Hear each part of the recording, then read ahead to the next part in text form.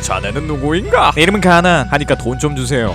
저번 영상에서 코난의 최종 응막 카라스마로 의심되는 사람 6명 정도를 알아봤었습니다. 하지만 100권이 넘게 나온 슈퍼 미친 초특급 초장기 연재 중인 코난이란 만화 특성상 조직 보스 후보로 6명만 나오는 거는 너무 적다고 볼 수 있습니다. 그래서 오늘도 또 어떤 사람이 검은 조직 보스로 의심됐었는지, 그리고 어떤 사람이 보스로 의심받고 있는지를 한번 알아보겠습니다. 검은 조직 보스로 의심받고 있는 7번째 사람은 마리아라는 코난의 같은 반 친구입니다. 원래 코난의 같은 반 친구는 걸레단과 장미 말고는 그닥 존재감이 없으며, 존재감이 간혹 가다가 생긴다 하더라도 그냥 지집에 있는 고양이를 찾아달라고 의뢰만 하고 그 다음부터 투명인간 마냥 사라져버린 경우가 많았습니다. 하지만 이 마리아라는 친구는 처음 등장할 때 다른 중요 캐릭터처럼 이 친구를 메인으로 한 이야기가 만들어졌습니다. 그러고 나서 별로 출연이 없다가 마리아를 찾아라 라는 에피소드에서 다시 등장을 하는데, 이때는 제목에서 보시면 아시다시피 이 마리아라는 친구를 찾기 위해서 짐승 3마리와 여신님께서 탐험을 하는 스토리로 마리아가 한 번 더 메인이 됐다고 보시면 됩니다. 자, 이런 친구가 왜 검은 조직 보스로 의심됐는지 궁금하실 건데, 아까 말했던 마리아를 찾아라라는 에피소드에서 검은 조직의 보스의 본명이 카라스마 렌냐라고 밝혀지게 됩니다. 저같이 생각 없이 그냥 마냥 코난을 보는 사람들은 우왕 보스 이름 나왔다 이라고 생각하고 넘어갔겠지만, 조금 진지하게 코난을 보는 분들은 하필이면 마리아를 찾아라 라는 에피소드에서 카라스마라는 이름이 나왔다는 것이 이상하다고 생각했고, 마지막에 카라스마라는 이름이 밝혀진 것처럼 장미가 마지막에 마리아를 찾았던 것이 카라스마를 찾은 것과 연결되는 것이 아닌가 하는 의혹을 내게 됐습니다. 또한 코난을 보면 검은 조직과 관련된 인물들이 나올 때마다 코난 작품 내의 날씨가 이상했다고 하는데, 이 마리아가 처음 등장했던 사건을 보면 비가 내리고 있다는 걸 알 수 있습니다. 그리고 비교적 중반부에 등장했던 인물이 갑자기 95권에서 등장했다는 것도 이상하다고 볼 수 있죠. 마지막으로 이게 제일 좀 흥미로운 증거인데, 만월의 밤 더블 미스터리 사건 당시에 보스의 이메일 주소를 치면 7살 꼬마 라는 노래가 나온다는 것을 알 수 있습니다. 그래서 7살 꼬마라는 것이 보스가 7살 꼬마가 되어버려서 이메일 주소를 7살 꼬마로 한 것이다 라는 식의 가설이 있었습니다. 뭐 너무 억지다 라고 생각하실 수도 있지만 저는 흥미로웠습니다. 하지만 모든 검은 조직 관련 보스설이 그렇듯이 반대 입장도 존재합니다. 일단 근처에 검은 조직의 멤버가 있으면 갑자기 패닉 상태가 돼가지고 아무것도 못하는 살아있는 검은 조직 레이더 장미가 마리아와 있을 때 아무것도 느끼지 못했다는 것이 말이 안 된다고 볼 수 있고, 검은 조직 보스라기에는 마리아가 포스가 없다고 생각합니다. 그래서 만약에 진짜로 마리아가 검은 조직과 관련이 있다면 보스가 아닌 일반 조직원이 약을 먹고 어려진 다음 걸레단과 장미한테 접근한 게 아닐까 하는 그런 생각이 있습니다. 다음 보스로 의심되는 8번째 사람은 미야노 아케미, 즉 홍장미의 언니인 안제이란 사람입니다. 안제이는 진작에 뒤졌는데 무슨 개소리냐 라고 말하실 수도 있지만, 이상희도 원래는 뒤진 것처럼 묘사가 됐었으니 어떻게든 끼워 맞춘다면 5%의 확률 정도로 살아있을 수도 있다고 생각이 듭니다. 안제이가 검은 조직 보스라고 의심한 이유는 일단 검은 조직 멤버들이 장미를 쫓는데 그닥 적극적이지 않다는 점이 있습니다. 물론 피스코가 나왔던 사건 당시에 진과 워커가 장미를 거의 죽일 뻔하긴 했지만, 그것은 보스가 직접적으로 명령을 내렸다기보다는 진과 워커가 장미의 흔적을 찾아가지고 그것을 단서로 장미의 목숨을 위협했던 것이니 빼버린다 치면 그닥 검은 조직 멤버들이 장미를 적극적으로 찾는 모습을 안 보여줬습니다. 또한 이상윤도 조직을 배신하고 나갔던 사람인데 바로 그냥 죽이기 위해 사람들을 보내지 않고 냅두는 점도 안제이가 검은 조직의 보스이기 때문에 둘을 봐주고 있는 것이라고 볼 수 있는 겁니다. 이렇게 되면 진과 워커가 진의 조직 보스를 총으로 쏴서 죽인 거냐 라는 말을 하실 수도 있는데, 조직 멤버들도 진의 보스가 어떻게 생겼는지 모른다고 나와 있습니다. 그래서 그건 안제이가 정체를 잘 숨겼기 때문에 병신 듀오를 이용하여 죽은 척하고 지낼 수 있던 거라고 할 수 있게 되는 거죠. 또한 베르무트가 보스의 정체를 아는 것처럼 언급이 됐었는데, 이렇게 되면 베르무트가 코난과 장미가 약을 먹고 작아졌다라는 것을 알리지 않은 게 보스가 이미 그것을 알고 있어서 그런 거다 라는 식으로 할 수 있게 되는 겁니다. 뭐 이렇게 안제이가 보스가 될 수 있는 이유들을 적어보긴 했지만, 솔직히 다른 검은 조직 보스 후보군들에 비해 근거가 부족하다고 생각합니다. 애초에 동생을 위해서 목숨까지 거는 역할로 나왔고, 진짜로 이 사람이 보스여가지고 갑자기 살아나서 장미나 코난 앞에 나타난다면 코난과 장미가 받을 충격보다 독자들이 받을 충격이 더 클 것 같아서 안제이는 보스가 되면 안 될 것 같네요. 그 다음 보스로 의심된 9번째 사람은 샤론 빈야드입니다. 이게 샤론 빈야드가 베르무트 아니냐 라고 할 수도 있는데, 사람들이 쓴 가설에 의하면 샤론 빈야드와 베르무트는 다른 사람이라고 말을 합니다. 정확하게는 샤론의 복제인간이 베르무트다 라고 말을 하더군요. 탐정 만화에 개 뜬금없이 복제인간이란 말이 나와가지고 개싼 말도 안 되는 걸레단이 추리력으로 코난 압살하는 소리라고 말하실 수도 있는데, 살짝 말이 되는 부분도 있습니다. 일단 미스테리 트레인에서 샤론 빈야드가 뛰어난 프로그래머라고 알려진 이타쿠라라는 사람과 의견 충돌이 잦았다 라고 말하는 장면이 있습니다. 그래서 이것을 샤론 빈야드가 이타쿠라에게 복제인간에 관한 자료를 요청했고, 이타쿠라는 윤리적인 문제 때문에 샤론 빈야드와 의견 충돌이 있었다 라고 볼 수 있는 거죠. 아무튼 샤론 빈야드가 이런 복제인간을 만든 이유는 자신이 언젠간 잡히게 된다면 자신의 복제인간인 베르무트를 대신 잡히게 하고 본인은 도망을 가겠다는 의도로 보입니다. 또한 안기준이 베르무트와 차를 타고 가면서 베르무트에게 보스와의 관계에 대해서 말하다가 베르무트가 총을 겨누며 그 이상 씨부리면 죽여버리겠다 라고 하는 장면도 자신이 복제인간이라 베르무트가 좀 예민하게 반응했다 라는 식으로 가설을 세울 수 있게 됩니다. 이렇게 말하고 보니까 좀 그럴듯하게 들리긴 하는데, 뭔가 진짜 이런 식으로 가게 된다면 급작스럽게 코난의 장르가 탐정 만화에서 SF 장르로 바뀔 것 같아서 작가님도 이런 방향으로 흘러가는 건 원하지 않을 거라고 생각이 듭니다. 그 다음 보스로 의심되는 10번째 사람은 일본어로는 오키노요코, 한국어로는 오소라라는 아이돌입니다. 이건 제가 망상을 오지게 넣어가지고 영상을 만든 적도 있는데 처음에 이 가사를 보고 꽤 흥미롭다는 생각이 들었습니다. 일단 오소라가 보스라는 첫 번째 증거는 앞서 말했듯이 검은 조직 멤버가 등장할 때는 날씨가 비가 오거나 눈이 오는 등 우중충한 날씨를 보여줍니다. 그리고 이 오소라가 나왔을 때 역시 눈이 오는 날씨였습니다. 두 번째 증거는 원래 코난이라는 작품이 이렇게 100권까지 장기 연재를 할 작품이 아니었다고 합니다. 그런데도 오소라는 1권부터 등장을 해줬고, 등장을 했을 때 검은 조직의 상징인 검은 모자를 끼고 등장을 했었습니다. 그래서 아마 이때부터 작가님이 오소라를 보스로 정해놓고 빠르게 연재를 종료할 생각이 아니었을까 하는 생각을 할 수 있는 거죠. 세 번째 증거로 미즈나 시레나가 처음으로 등장했을 때 오소라가 핸드폰으로 버튼을 누르는 장면을 보여주는데, 이때 코난이 오소라에게서 베르무트를 겹쳐보았습니다. 눈썰미가 좋고 머리가 좋은 코난이 오소라에게서 베르무트를 겹쳐보았다는 건 어느 정도 의미가 있지 않을까 하는 생각을 할 수 있게 되는 거죠. 다음 네 번째 증거로 검은 조직과 연관한 에피소드에서 직접적으로든 간접적으로든 꾸준히 오소라가 출연을 한다는 것입니다. 또 오소라가 노래를 부르며 TV에 등장했던 적이 있는데, 그 노래를 부른 장면에서 바로 까마귀가 오는 장면으로 전환됐던 적이 있습니다. 계속 말했지만 검은 조직의 보스 카라스마는 까마귀와 연관이 아주 깊은 캐릭터입니다. 그래서 오소라가 노래를 부르던 중간에 갑자기 까마귀가 우는 연출은 좀 의미심장하게 볼 수 있게 되는 거죠. 마지막 증거로는 아사카롬을 카라스마로 바꾸는 에너그램을 이용한 것입니다. 이건 살짝 억지로 볼 수 있긴 한데, 그래도 말해드리자면 오소라가 등장했던 에피소드에서 석궁이 나온 적이 있습니다. 이 석궁을 영어로 하면 크로스보우가 되고, 이 크로스보우를 재배치해보면 크로우 보스, 즉 까마귀 보스가 나온다는 증거입니다. 뭐 이렇게 다양한 증거들이 있어서 오소라가 진짜로 보스일 수도 있다는 생각이 듭니다. 하지만 자신의 정체를 숨겨야 하고 좀 비밀스럽게 움직여야 하는 조직의 보스가 아이돌로 활동하고 있는 것이 좀 이상해서 다시 한번 생각을 해봐야 하는 가설인 것 같기도 합니다. 다음 보스로 의심되는 11번째 사람은 박사님의 첫사랑인 후사이 캠벨, 한국어로는 세라 캠벨이라는 분 되시겠습니다. 이분은 그닥 검은 조직 보스에 관한 얘기가 없다가 최근 코난에서 이분과 함께 등장했던 운전기사가 검은 조직 보스와 함께 등장하는 바람에 갑자기 뜨게 되었습니다. 이분이 검은 조직 보스라고 말하는 근거를 보자면, 이 캠벨이란 분이 애니메이션에 등장을 하셨을 때 운전기사가 이 여성분에게 보스라고 부르는 장면을 보실 수 있습니다. 그리고 마지막에 이 여성분이 다음에 박사님과 만나기 위해서 10년 뒤에도 여기로 운전을 해서 와달라 라고 말을 한 장면이 있는데, 이 운전기사가 딱히 10년까지는 갈 필요는 없을 것 같다 라는 식으로 말을 했었습니다. 저 역시 처음에는 이 말이 둘의 사랑이 조만간 이루어질 것 같아서 굳이 10년까지 갈 필요 없다는 식으로 말한 줄 알았는데, 운전기사가 검은 조직과 연관이 있다는 것이 밝혀진 뒤로는 운전기사가 백미러로 걸레단과 함께 있는 장미와 코난의 모습을 보고 아마 어려진 장미와 코난을 만날 일이 조만간 생길 것 같으니 그런 말을 한 게 아닐까 하는 생각이 들더라고요. 마지막으로 이분이 너무 나이에 비해서 젊게 보인다는 것도 증거로 볼 수 있습니다. 물론 이것은 만화적 호용이라고 볼 수 있지만, 무슨 대머리 박사님하고 거의 동년배이신데 액면가가 이 정도로 차이가 나는 게 말이 안 되는 게 아닐까요? 이 정도면 박사님이 약 먹고 급작스럽게 노화가 진행된 게 아닐까.